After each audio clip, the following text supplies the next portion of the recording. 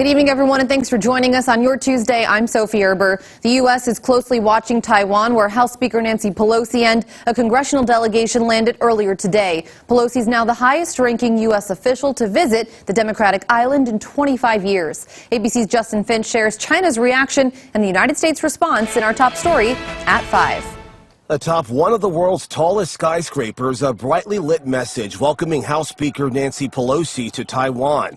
The Speaker and her congressional delegation arriving late Tuesday Taiwan time, defying China's opposition and warnings. Our response will be very firm, strong, and forceful. China's ambassador to the U.S. on CNN Tuesday, countering the White House's framing of Pelosi's trip as no cause for alarm. If China chooses to try to turn a potential visit by the Speaker into a crisis, or tries to use it as a pretext to take aggressive action around Taiwan, that's on them. The United States is not looking for escalation. U.S. military assets, including a U.S. Navy aircraft carrier, have moved into the Indo-Pacific region as a precaution during Pelosi's trip. She follows former House Speaker Newt Gingrich, who traveled to Taiwan in 1997, which the Chinese ambassador also called a mistake, saying as House Speaker and second in line to the presidency, Pelosi's trip carries high political sensitivities and warning. It will result in the escalation of the tension across Taiwan Strait and escalation of the tension in the U.S.-China relations. Before Pelosi's trip, White House spokesman John Kirby outlined how China could respond. These potential steps from China could include military provocations. Experts say the consequences of Pelosi's visit could linger for much longer. I think there's a high likelihood that we may see some type of cyber attack directed at U.S. information systems. The White House saying it supports Pelosi's right to visit Taiwan, citing serious commitments in that region. Justin Finch, ABC News, Washington.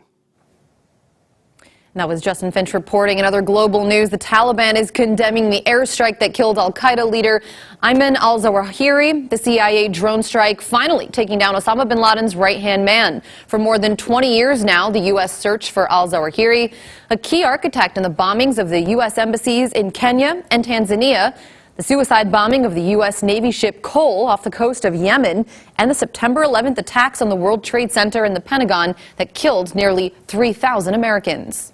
He was the man who was the most inspirational figure, someone who sent out messages inspiring his followers to attack and kill Americans and harm the United States. The operation comes nearly a year after the Taliban gained control of Afghanistan. The Taliban tonight says the U.S. has violated the Doha Pact. However, U.S. officials say the Taliban broke the agreement by sheltering al-Zawahiri.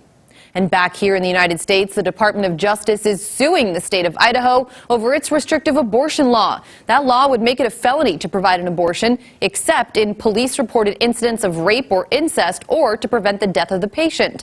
However, according to the DOJ, the law is too vague and would make it impossible for patients who need an abortion in emergency medical situations, such as ectopic pregnancies. We will use every tool at our disposal to ensure that pregnant women get the emergency medical treatment to which they are entitled under federal law. And we will closely scrutinize state abortion laws to ensure that they comply with federal law. This is the first state abortion ban the department has challenged since the task force was created to protect abortion rights.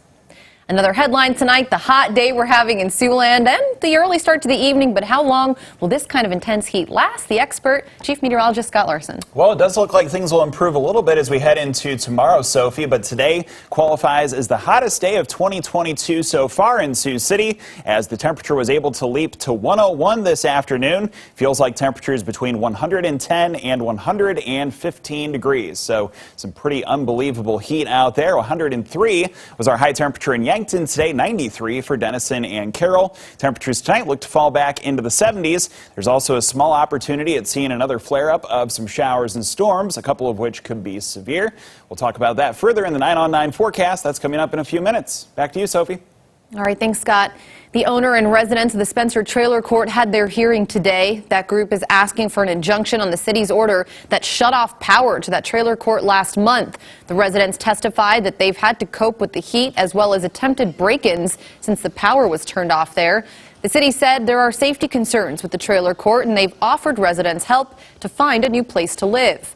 Currently, about half the trailers still remain occupied tonight. The judge did not issue a ruling today, and so the power will remain off.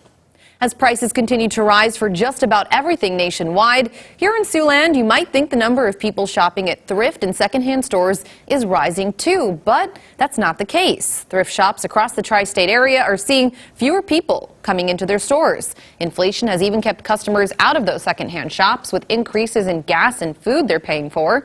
The owner of Envy My Closet in Siouxland says they are attempting to keep their prices low as a result. Have not raised any of our prices here at Envy. We are trying to keep it as reasonable and affordable as possible for everybody else. I do feel that maybe I have to cut back on other things that allow me to keep those prices where they've been.